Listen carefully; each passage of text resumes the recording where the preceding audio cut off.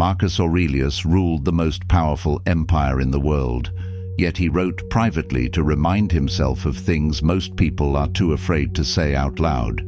He wasn't interested in flattery, luxury, or lies. His journal, now known as Meditations, was a record of truths he needed to survive his days. It was never meant to be published. It was raw, honest, direct. It was written by a man who carried the burdens of war, loss, power, and responsibility. And still, he chose to hold himself to the highest standard. He believed truth was not something to hide behind, but to live by. So in this video, we walk through 25 of his most direct and unfiltered lessons. These are reminders, not theories. They are meant to be applied in the harsh reality of daily life, to be our guide. These are the truths that steadied the mind of a philosopher king, and they can do the same for you. Chapter 1. People will disappoint you.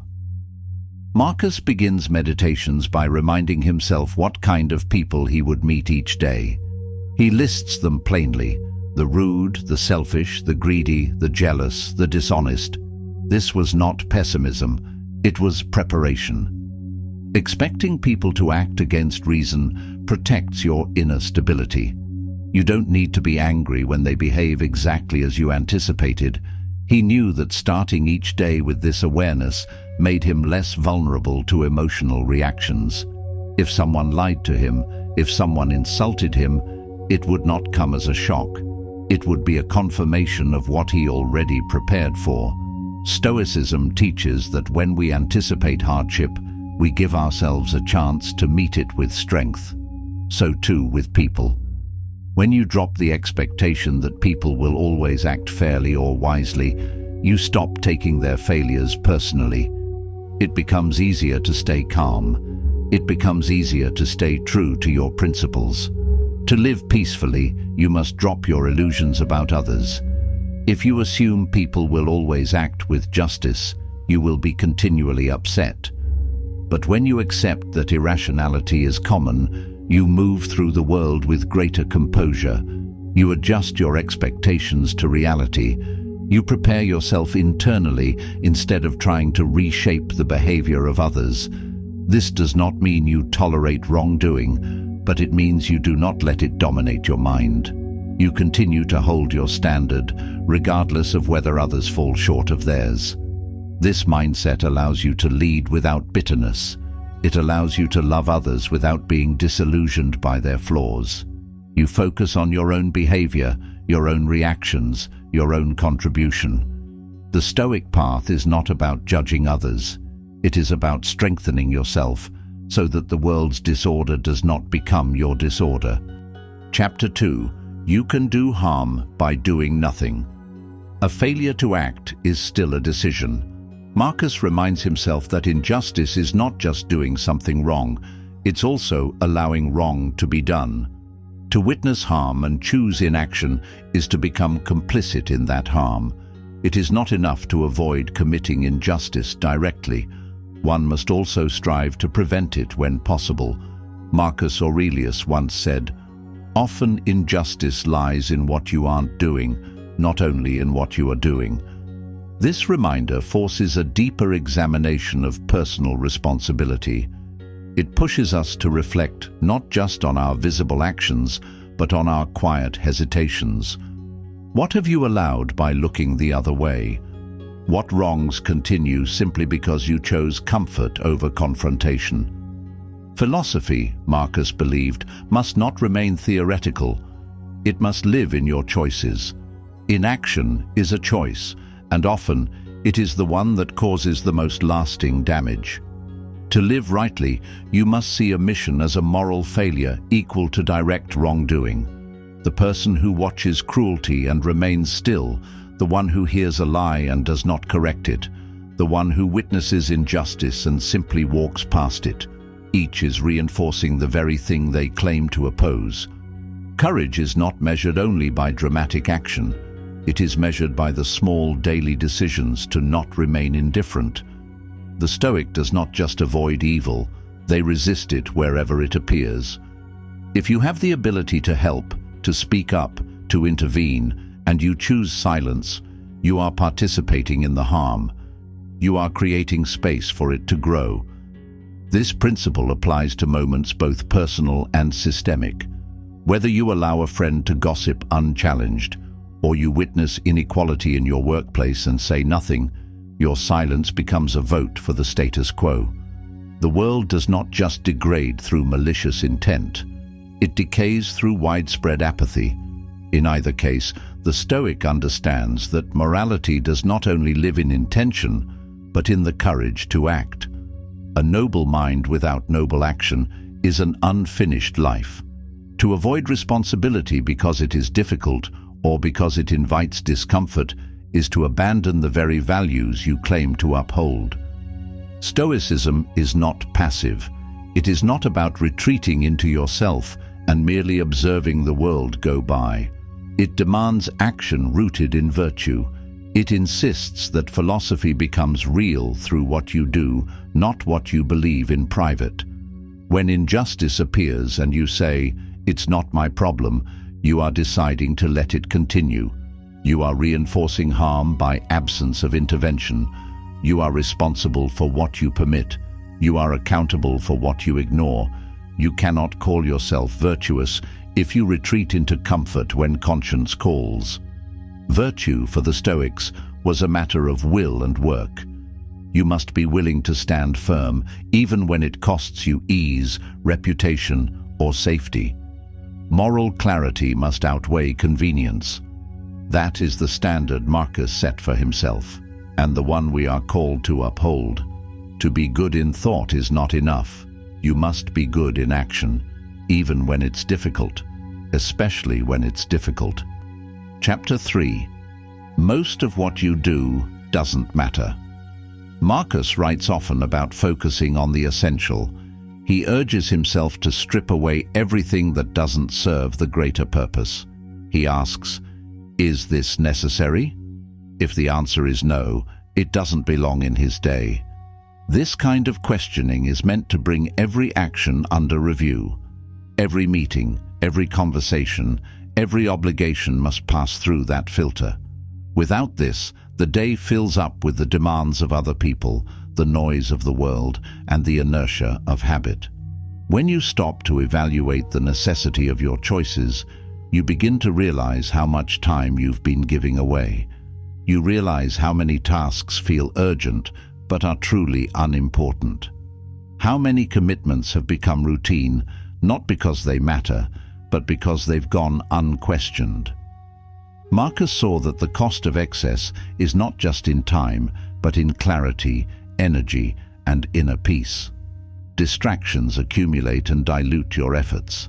They clutter your attention and erode your sense of purpose. The more time you give to what is trivial, the less you have for what is vital. And what is vital, Marcus believed, was often quiet and small: reflection, kindness, duty, reason. Simplify your life. Cut the excess. Keep what serves your principles. This is not only a strategy for productivity, it is a method for living with integrity. By removing what is unnecessary, you create space for excellence. You create the capacity to act fully, to listen closely, and to think deeply. This is how you free your time and sharpen your impact. And this is how you begin to live not just effectively, but deliberately. Chapter 4. Anxiety comes from you. The Stoics taught that it is not things themselves that disturb us, but our opinions about them. Marcus understood that when he was anxious, he was not reacting to reality. He was reacting to his interpretation. The mind, left unchecked, tends to wander into hypothetical disasters. It turns simple situations into exaggerated threats. This spiral is not caused by the event itself, but by how we choose to view it. He writes about seeing a sick child and catching himself imagining the worst. His mind began to race toward the possibility of death, of tragedy, of loss. But he caught the thought midstream and reminded himself, "The child is sick." That is what is. That's the fact. Everything else is projection. The stories added by fear are not the truth. They are fantasies created by an untamed mind. Marcus trained himself to resist this kind of mental overreach. He believed the mind must be reined in, disciplined, and focused. Keep your attention on the present. That is where action exists. That is where peace lives. The future is not real yet. The past is already over. Worry is often nothing more than imagination misused. Train your mind to respond to what is, not what might be. This takes effort. It takes awareness. You must catch yourself in the act of panicking, of extrapolating, of catastrophizing, and return to clarity. What exactly is happening right now? What is required of me here? Once you answer that, you regain control. You step back into the role of a rational actor. This is how the Stoic faces uncertainty, not by denying fear, but by refusing to be governed by it. Chapter 5. Misfortune is an opportunity. Marcus says, "Not only is it not unfortunate that this happened, it is fortunate." Why? Because it gives you the chance to practice virtue. When you face hardship, you are being called to respond with strength, patience, and wisdom. These challenges are not to be wished away, but embraced as part of the training ground of life. Each difficulty is an invitation to live out the philosophy you claim to believe in. Adversity makes your values visible. It's easy to speak of courage when everything is calm, but it is only when you are tested, when you are put under pressure, when plans collapse, when people betray you, that the reality of your philosophy is revealed. The hardship you encounter becomes the weight that strengthens your ethical muscles. Without it, your virtue remains theoretical. Misfortune is the moment where philosophy is tested. It strips away comfort and exposes what you truly believe. It challenges your composure, your discipline, your sense of justice, and it gives you a chance to rise to that challenge. The obstacle is not only to be endured, it is to be used. Stoicism is a tool for transformation. When life throws you into chaos, it is precisely then that your training begins. You take what comes and you turn it into character. You meet pain with presence. You meet loss with perspective. It is not enough to believe in Stoicism when life is easy. You must embody it when life is hard. That is where your character is forged. That is where wisdom is earned, not in comfort, but in difficulty. These are the moments that define you, not because of what happened, but because of how you chose to meet it. Chapter 6. Anger is useless. Marcus quotes a lost playwright who asked, "Why be angry at the world, as if the world would notice? Your rage changes nothing. The universe is indifferent to your frustration. Being angry at the rain doesn't stop the storm. It doesn't affect the outcome. It doesn't move the sky. All it does is deepen your discomfort and shorten your temper. Anger creates distance between you and reason. It strips you of your ability to assess clearly. It disguises itself as strength, but underneath it is only fragility, a failure to master the self." Marcus saw anger not as a response, but as a weakness. He recognized that it rises quickly, blinds swiftly, and leaves regret in its place. Whether it explodes outward or simmers beneath the surface, it corrodes the mind and strains the soul. Anger wastes your energy and clouds your mind. It hijacks your attention and narrows your perception. You no longer respond to what is in front of you. You react to the story your emotion has told you, and that story is almost always distorted, exaggerated, or false. Anger solves no problem. It teaches nothing. It only weakens you. It makes you impulsive when you need patience. It makes you loud when you need clarity. Let it go, not out of kindness to others, but out of discipline for yourself, because you deserve a mind that remains your own, even under pressure, because your clarity is more valuable than your outrage. The Stoic sees anger not as righteous fire, but as smoke, a signal that the mind has lost its grip. To extinguish it is to reclaim control. Chapter 7. Do good without expectation. Marcus Aurelius often reminded himself that virtue is its own reward. He wrote plainly, "When you have done well and another has benefited by it, why like a fool do you look for a third thing besides, credit for the good deed or a return?" This is a common human trap, the belief that kindness, service or sacrifice must be noticed to be worthwhile. But the Stoic sees it differently. The act itself is the fulfillment of duty. That is enough. You are not owed applause for doing what is right. You are not owed gratitude for showing up with integrity. If you give with the intention of being recognized, you have already polluted your action. The Stoic trains himself to sever that inner transaction. He reminds himself that helping others, speaking honestly, serving justice, these are acts that complete themselves. The purpose is not validation. The purpose is alignment with your principles.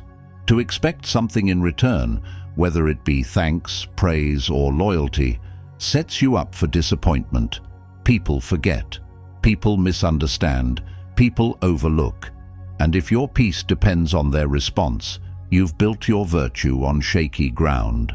Marcus teaches that the wise person keeps their motivation internal. They are content to know they did what was necessary. They do not chase recognition because they have already fulfilled their role. Stoicism asks us to simplify our motives. Why did you help that person? Because it was right. Why did you speak out? Because it was just. Why did you give time, money, or energy? Because you believed it was needed. Once the action is complete, let it go. Expecting a reward turns a gift into a trade. Expecting gratitude turns virtue into performance. And that is not the Stoic way. The reward for doing good is being the kind of person who does good. That is what builds inner peace. That is what strengthens the soul. The outcome belongs to the world. The action belongs to you. Chapter 8. You are the obstacle. When confronted by difficulty, Marcus never wasted time blaming fate, fortune, or other people. Instead, he returned again and again to the core insight. The obstacle is not the problem. You are the problem. Your judgments, your resistance, your assumptions.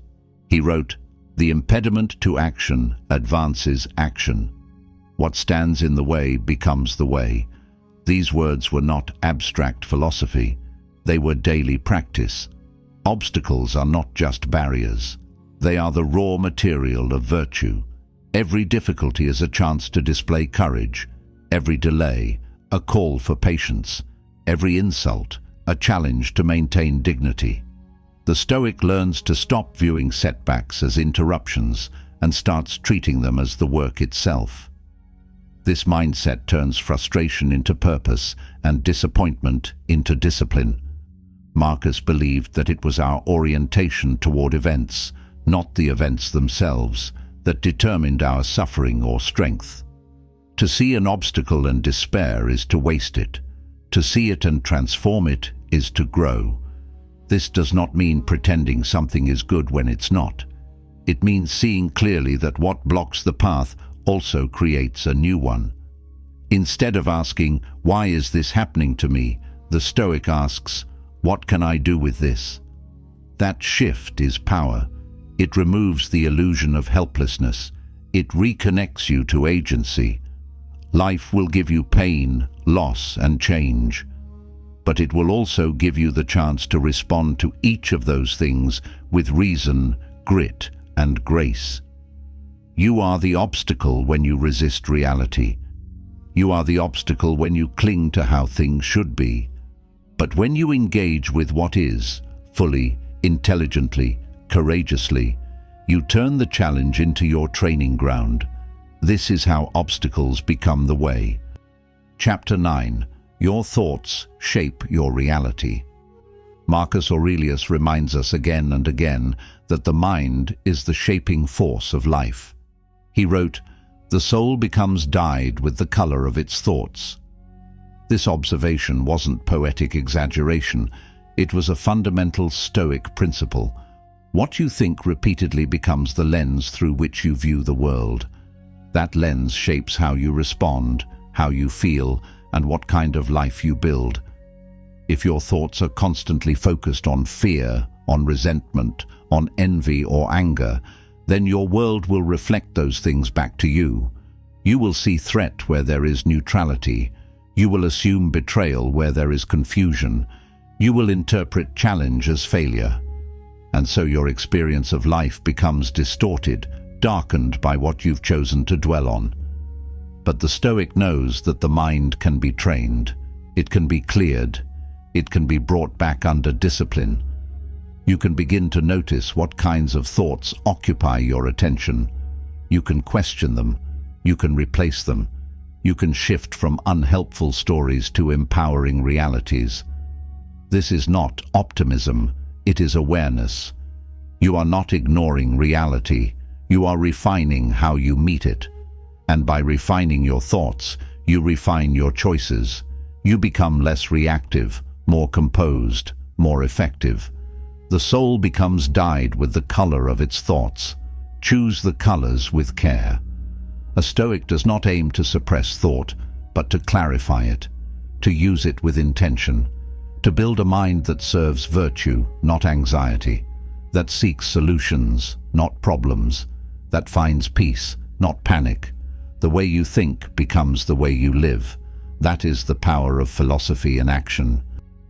Chapter 10. Stop seeking approval.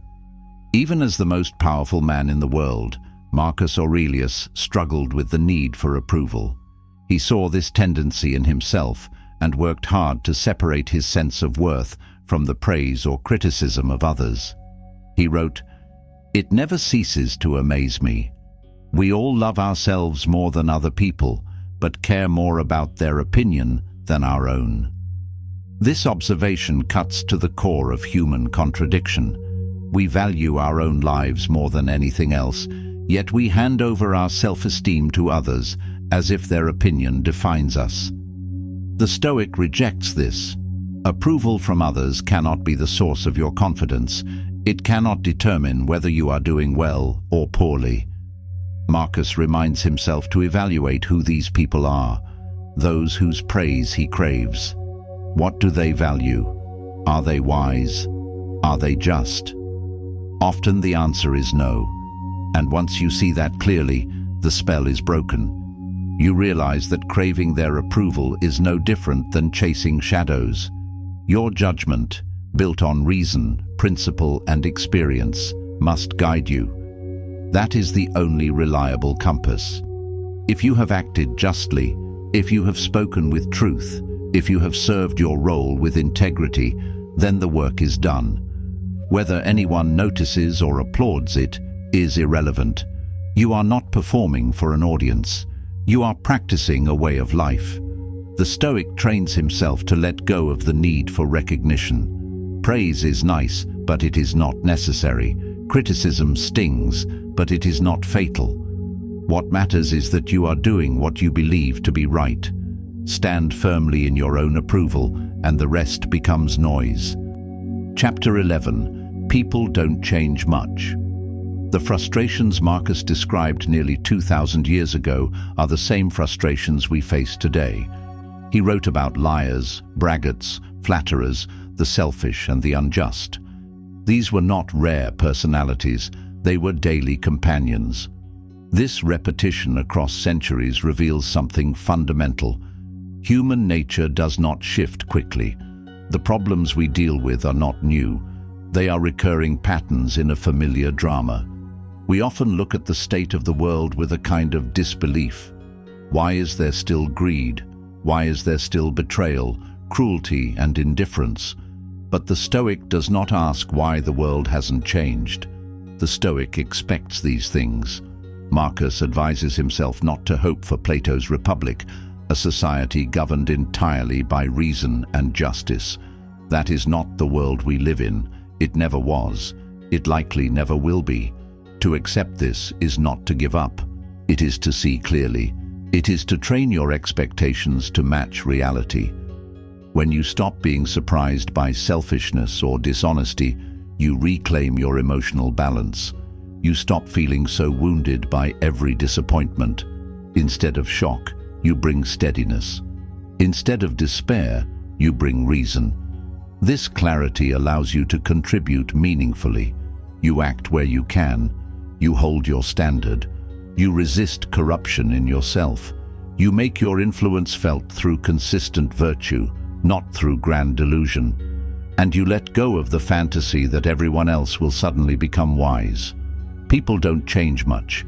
That's not a reason to become bitter. It's a reason to become grounded. If the world won't improve overnight, then your job is to live well within it, to be the kind of person you hope the world could be filled with. Chapter 12. You care more about others' opinions than your own. Marcus saw clearly that people often give more weight to the opinions of strangers than to the quiet judgment of their own conscience. He asked why we place our peace in the hands of others, especially when those others might be misinformed, careless, or unwise. The contradiction is striking. We live with ourselves every day. We know our intentions, our struggles, our reasoning, and yet we let external voices carry more authority than our own reasoned reflection. He pointed out that people fear criticism more than they fear wrongdoing. They avoid judgment from the crowd more urgently than they avoid betraying their own values. To the Stoic, this is a dangerous reversal. If your compass is set by others, you will be pulled in every direction. Your actions will lack consistency. Your integrity will become unstable. The solution Marcus offers is to develop inner independence, to build your identity on what you know to be true, not what others say. This does not mean you become arrogant or closed to feedback. It means that the ultimate test of your decisions is not popularity, but principle. Can you look yourself in the mirror and say you acted with honesty, courage, and justice? If yes, that is enough. The judgment of others will always shift. Sometimes they will admire you for the wrong reasons. Sometimes they will hate you for the right ones. Either way, your job is to stay anchored. You are with yourself from your first breath to your last. Your relationship with yourself is the only one that lasts your entire life. Treat it as sacred. Live by your reasoned convictions. Let external noise be just that, noise. Build a life that is answerable not to gossip or trends, but to your deeper sense of what is right. Chapter 13. You could die at any moment. Marcus Aurelius never shied away from mortality.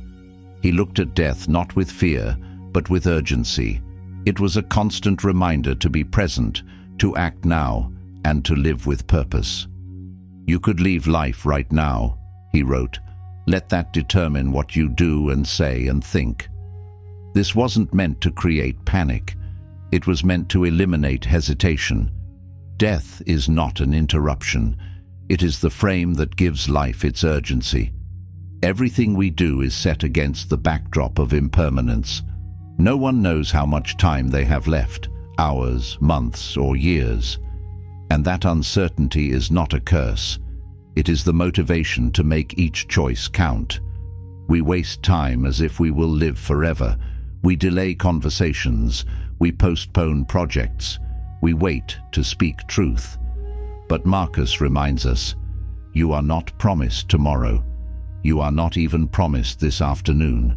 So what are you doing with the time that is yours right now? Are you living in alignment with your values? Are you spending your hours as if they matter? Memento mori, remember death. It is one of the most powerful Stoic tools, not to make life darker, but to make it brighter, to sharpen your awareness, to strip away the petty. When you remember you are mortal, everything small begins to fade. What remains are the essentials: kindness, courage, honesty, purpose.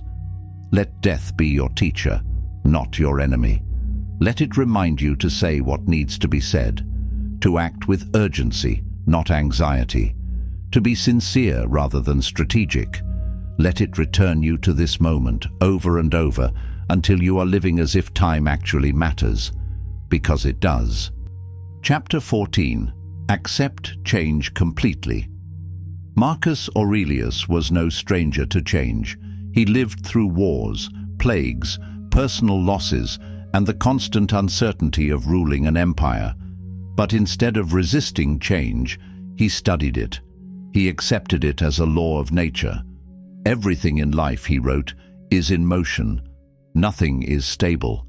The river flows forward whether you're ready or not. Change, for the Stoic, is not something to be feared or resented. It is something to be embraced. Marcus wrote, "Observe constantly that all things take place by change." He saw this as both truth and liberation. When you accept that nothing stays the same, you begin to let go of the need to control everything. You stop expecting permanence. You start adapting with intelligence and calm. Most suffering comes not from change itself, but from clinging to what is no longer real. We try to hold on to our status, our youth, our routines, our expectations of how things should be. But life doesn't cooperate with those demands. It unfolds according to its own rhythm. The Stoic learns to move with it, not by drifting aimlessly, but by adjusting thoughtfully, remaining anchored to principle, even as the circumstances shift. Change is not your enemy. It is your environment. It is the material through which you grow. Every change is a new context for practicing your values: patience in delay, courage in loss, discipline in uncertainty. Marcus knew this, and he didn't run from it. He accepted the impermanence of all things, and through that, found peace. You were born into a world of change. You will live in it until your final breath. So make peace with transition, accept it fully, and use it wisely. Chapter 15. Focus on your own faults. Marcus Aurelius wrote clearly and repeatedly about the futility of criticizing others. He believed it was a waste of time and energy to fixate on the flaws of the people around us. Instead, he turned his gaze inward. He wrote, "Be tolerant with others and strict with yourself." This was not about self-condemnation. It was about responsibility. It is easy to notice when others fall short. It is easy to be irritated, offended, or judgmental. But that instinct distracts you from the work that matters most, your own improvement. You cannot control whether someone else lies, gossips, or acts with ignorance. But you can control whether you respond with patience, honesty, and reason. That's where your power is. The Stoic path requires daily self-examination, not to shame yourself, but to refine your behavior. What did I say today that was unnecessary? Where did I act without reason? Where did I miss the chance to show kindness or courage? These are the kinds of questions Marcus asked himself, not to tear himself down, but to rise to the standard he believed in. You don't become stronger by proving others wrong. You become stronger by working on what's within you. That is where philosophy becomes real, not in debate, but in discipline. Not in calling out faults, but in correcting them, quietly, consistently, within yourself. So when you're tempted to gossip, judge, or dwell on someone else's behavior, pause, redirect that energy. Ask yourself what you can do better today than you did yesterday. That is the Stoic commitment, self-mastery, not self-righteousness. That is how you walk the path of virtue, one step at a time. Chapter 16. You will be tired. Marcus Aurelius often had to remind himself to get out of bed. Even the Emperor of Rome knew the temptation to stay in comfort when duty called. In one entry, he writes about how warm it feels under the blankets and how much easier it would be to stay there. But then he challenges himself. You weren't born for pleasure. You were born for action, for duty, for service. This was not self-punishment. It was a commitment to purpose. It was a declaration that meaning is not found in avoiding discomfort, but in answering the call of responsibility, no matter how inconvenient. Life is demanding. It asks for your attention, your patience, your energy. And some days it feels like more than you have to give. There are seasons when your body is sore, your mind is tired, and your spirit feels thin. But the Stoic does not use tiredness as an excuse to abandon their responsibilities. Fatigue is acknowledged, but it does not become a barrier to action. Rest is allowed, but it is never idolized. The goal is not to feel ready, but to be ready when it matters. You will be tired. You will want to quit. You will question whether the effort is worth it.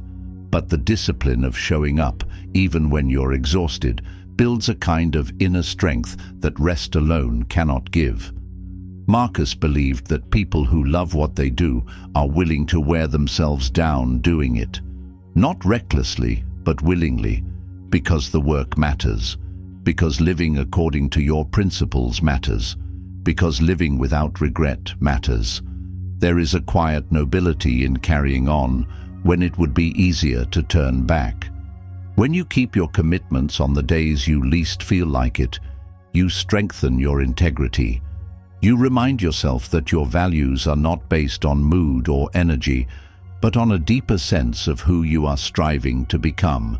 You learn to trust your ability to endure, and with each act of endurance, you gain confidence in your character. The Stoic isn't looking for comfort. They are looking for clarity, for excellence, for consistency in the face of chaos. And that comes through effort. If you're tired, rest. But don't forget why you began. Don't forget what you're building. Don't forget who you promised yourself you would become. Your resilience is not forged on easy days. It is formed in the moments when you push forward anyway, even if no one sees, even if no one applauds. It is built in the quiet perseverance of doing the work, because it is right. That is where dignity lives. That is where philosophy becomes action. Chapter 17. Your role is to act with precision. Marcus Aurelius urged clarity in every part of life. He believed that to live well, one must be deliberate, not scattered, not vague, not sloppy. He wrote that a Stoic must not be confused in speech, loose in action, or imprecise in thought. Every word you speak, every step you take, every belief you hold should be examined and refined. Precision is not rigidity, it is care. It is the discipline of attention. In a chaotic world, the ability to stay grounded in exact thinking and intentional action becomes a form of strength. The Stoic strives to know why they do what they do. They don't drift through routines mindlessly. They ask, what is this for? What am I trying to accomplish? Does this align with my principles? In doing so, they cut through noise and distraction and move with purpose. Imprecision leads to misunderstanding. Sloppy thinking leads to poor decisions. Words spoken carelessly create unnecessary conflict. Marcus knew that many of our problems come not from malice, but from haste and vagueness. If you slow down, focus, and make your actions clean and purposeful, you reduce harm.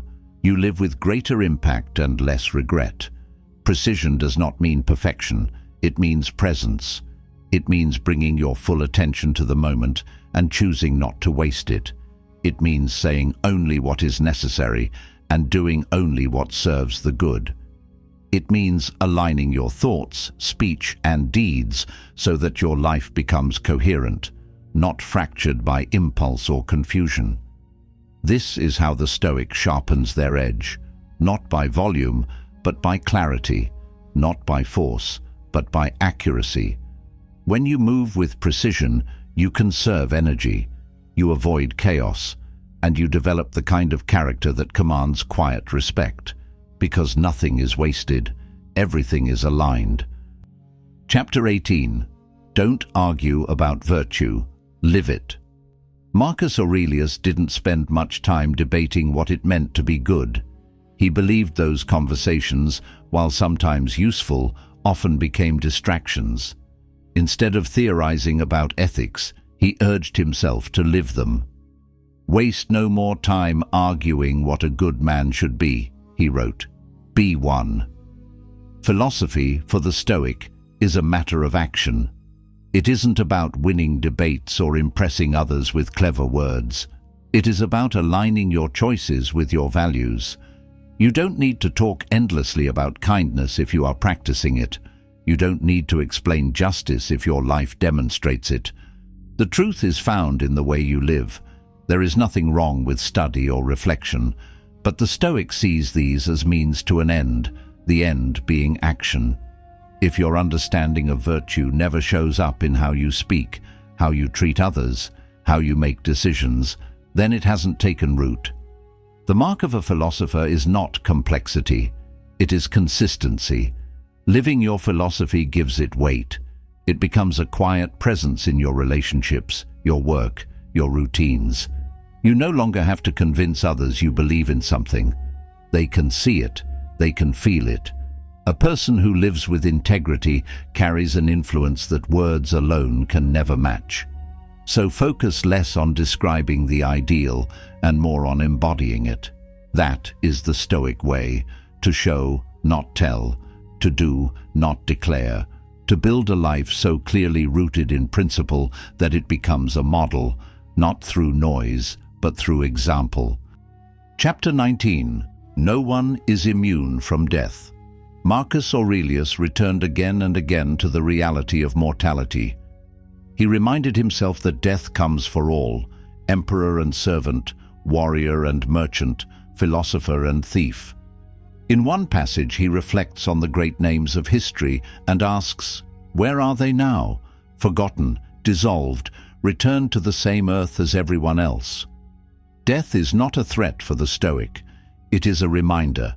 It is the ultimate reference point for our priorities. You will die. Those you love will die. Everyone you know and everyone who has ever lived shares the same fate. This is not morbid. This is honest. It strips away illusion and brings clarity.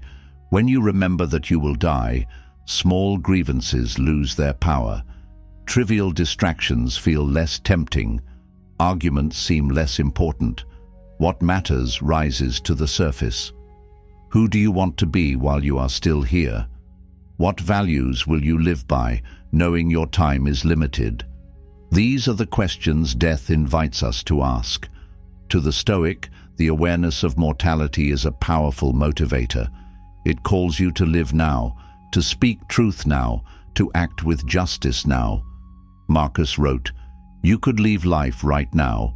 Let that determine what you do and say and think." This is not a reason to panic. It is a reason to focus, a reason to stop wasting time, a reason to begin. You are not immune. No one is. But that is not a curse. That is a shared condition. Let it humble you. Let it wake you up. And let it shape the way you spend the precious hours still ahead. Chapter 20. Comfort is not your goal. Marcus Aurelius saw how easily the mind is lulled by comfort. He described in Meditations the inner debate of rising from bed on cold mornings, tempted by the warmth of his blankets.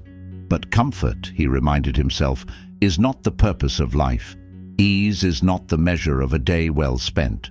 You were not made for lying down. You were made for rising up, for doing what your nature calls you to do. Stoicism teaches that comfort, if pursued blindly, becomes a trap. It makes us soft. It dulls our instincts. It convinces us that the absence of discomfort is the same as happiness. But that illusion fades quickly. Comfort may soothe you in the moment, but it does not fulfill you. What fulfills you is contribution. What fulfills you is character. And character is built through friction, not ease. Every moment of resistance, of choosing the harder right over the easier wrong, strengthens your spirit. When you train yourself to walk toward challenge instead of away from it, you begin to reshape what you value. You stop measuring the day by how relaxing it was and start measuring it by how well you responded to what needed doing. Comfort has its place, but it should never become your compass. The Stoic doesn't avoid rest, but they refuse to worship it. They do not seek hardship for its own sake, but they do not fear it either. They understand that struggle is a forge.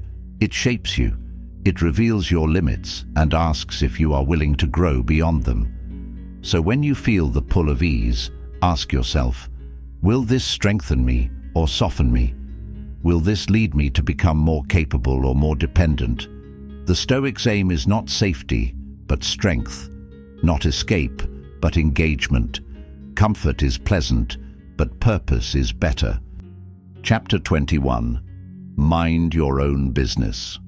Marcus Aurelius understood that many of life's troubles come not from what happens to us, but from our meddling in matters that don't concern us. He wrote, "Be tolerant with others and strict with yourself." It's a simple rule, yet difficult to follow. The temptation to involve ourselves in other people's choices, mistakes, and business is constant. But Stoicism teaches that peace lies in staying in your lane. We cannot control what others do. We cannot control how they think or behave. When we invest our attention in their flaws, we neglect our own development. When we dwell on their problems, we lose sight of our responsibilities. Marcus warned against this misplaced focus. He saw it as a drain on energy, a distraction from purpose. The Stoic mind is trained to ask, what is within my control? What is my duty here? If something does not fall under that category, it is to be observed, but not absorbed. You can witness someone's bad behavior without internalizing it. You can see error without needing to correct it. Not everything needs your opinion. Not everything benefits from your involvement. This is not apathy, it is discipline. It is knowing the limits of your influence and guarding your attention. The Stoic is not indifferent to the world. They are simply anchored in their own responsibility first. They understand that the best way to improve the world is to improve oneself. So when you feel the pull to judge, comment, or intervene where you aren't needed, pause. Redirect that energy inward. Ask, how can I grow today? How can I serve more honorably? Your peace and progress depend on it. Chapter 22. It's going to take more out of you than you think. Marcus Aurelius never told himself life would be easy. In fact, he expected the opposite. He prepared his mind each morning for resistance, for struggle, for setbacks. He knew that to live by principle in a chaotic world would require more than occasional effort. It would take full commitment, mental, emotional, physical. In one passage, he reminds himself that people who do meaningful work wear themselves down doing it. Not carelessly, but deliberately, because the effort is worthy. The pursuit of excellence costs something. It drains you, stretches you, humbles you. That's part of the path. Modern life often promises quick results and painless growth. But the Stoic path is ancient and demanding. It asks for more than slogans or surface habits. It asks for the reshaping of the self. It asks you to live in alignment with your values, even when it hurts, even when it costs, even when you are alone in doing so. It's going to take more out of you than you think. More patience, more resilience, more honesty, more discipline, and more endurance than you believed you had. You will be misunderstood by those closest to you. You will be judged by people who don't understand your intentions. You will be tested by circumstances that feel unfair and exhausting. But every test is an opportunity to clarify who you are and what you stand for. Each moment of difficulty is a forge where character is formed, strengthened, and tested again. You will not always feel prepared. The work will sometimes feel thankless. The growth will come slower than you expect. But this is the process. This is the path. A Stoic knows that the way forward is rarely smooth. It is built on consistency through resistance. It is carved one decision at a time through the will to endure, to show up again, and to keep faith with what you know is right. The Stoic does not complain about the cost. They prepare for it. They accept it. They remind themselves that their energy, their strength, their time, these are the raw materials from which a good life is shaped. They don't expect ease. They expect effort. They don't wait for things to get lighter before they act. They strengthen their shoulders instead. Nothing great is built in comfort. Nothing lasting is built in haste. Everything that matters will ask more from you than you first offered. So when life feels heavier than expected, return to the truth. It was never supposed to be easy. It was supposed to be meaningful, and meaningful work always demands more discipline, more sacrifice, more return to purpose. And if you stay the course, if you keep walking through the fire, you don't just endure it, you are changed by it. You become stronger, clearer, more capable of carrying what comes next. Chapter 23. Keep the standard, especially when it's hard. Marcus Aurelius constantly reminded himself that his actions must be consistent with his values. No matter how difficult the day, no matter how unfair the circumstances. He understood that it's easy to be disciplined when things go your way. The real test of character is when they don't, when you're tired, frustrated, or wronged. That's when your philosophy is either real or not. To be stoic is to commit to the standard at all times. You don't get to drop your principles because someone else failed to live by theirs. You don't lower your bar because the world is chaotic. Marcus believed that each person must carry themselves with integrity regardless of what others are doing. Your role isn't to mirror your environment, it's to hold fast to what is right. This means being calm when others are angry, being honest when lying would be easier, showing up when others flake, doing the work even when no one's watching. Your standard doesn't fluctuate with your mood. It doesn't depend on the weather or the headlines. It is steady, anchored by principle. The Stoic trains for this through daily reflection. Each evening ask, did I stay true to myself today?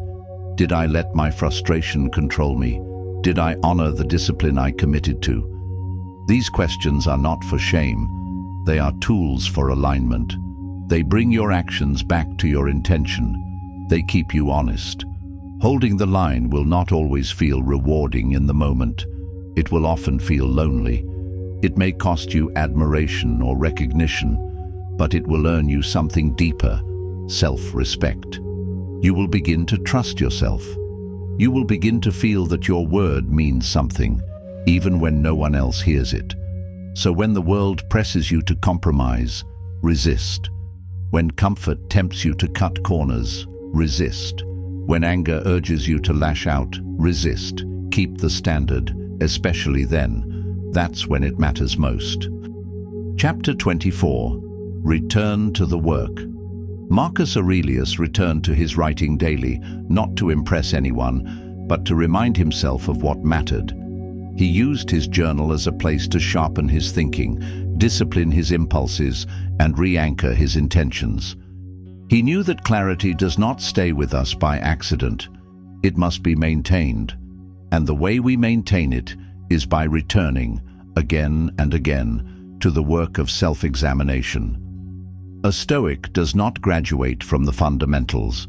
The mind drifts, the emotions swell, the pressures of the world weigh heavily.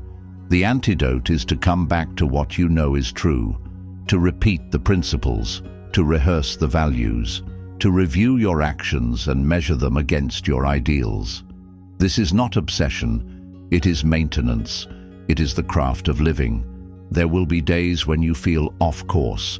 There will be times when you lose your temper, abandon your discipline, or forget your responsibilities. Marcus did too. That is why he returned to the page, not to shame himself, but to reorient, to recommit, to begin again. That's the work, to start fresh as many times as needed, without resentment and without delay. This habit of return is what forms resilience. It creates a rhythm of accountability. It reminds you that progress is not linear and strength is not measured by how few times you fall, but by how quickly you come back. A Stoic life is not about avoiding failure. It is about recovering with purpose. The work of reflection, the discipline of return, is not a luxury. It is the foundation. It is how you continue forward when motivation fades. It is how you refine your character, one small adjustment at a time. Keep the journal close. Keep your intentions close. Keep returning. Because the moment you forget, the moment you drift, those are the moments that shape your future. So write again, reflect again, return again. The work is never done, and that is exactly why it matters. Chapter 25. Let the work speak. Marcus Aurelius believed that the most powerful message you could deliver was the life you lived. Not your speeches, not your posts, not your titles, your conduct, your daily habits, your consistency. He wrote, "Don't waste time talking about what a good person is. Be one." The Stoic does not seek praise. The Stoic seeks alignment. When you are truly living in accordance with your values, you don't have to announce it. The proof is in how you carry yourself, the way you treat others, the way you respond under pressure, the discipline with which you face your responsibilities. It is a quiet power, a lasting one, and it leaves an impression deeper than any words could reach. Letting the work speak is an act of humility. It means you are not chasing approval. You are not manipulating your image. You are not measuring your worth by how loudly others applaud. You are focused on the craft of being consistent, of showing up fully, of letting excellence, effort, and integrity make the case for who you are. This is not to say that recognition is meaningless, but it is not the goal. The Stoic understands that applause fades, opinions change. What remains is what you did, how you did it, and who you became in the process. The work is the anchor. The work is the testimony. Let it speak. Each day is a canvas. Each decision a stroke of character. You are building something, a legacy not of noise, but of substance. So stay focused, stay honest, stay faithful to the quiet path. Let the work show the world what you stand for.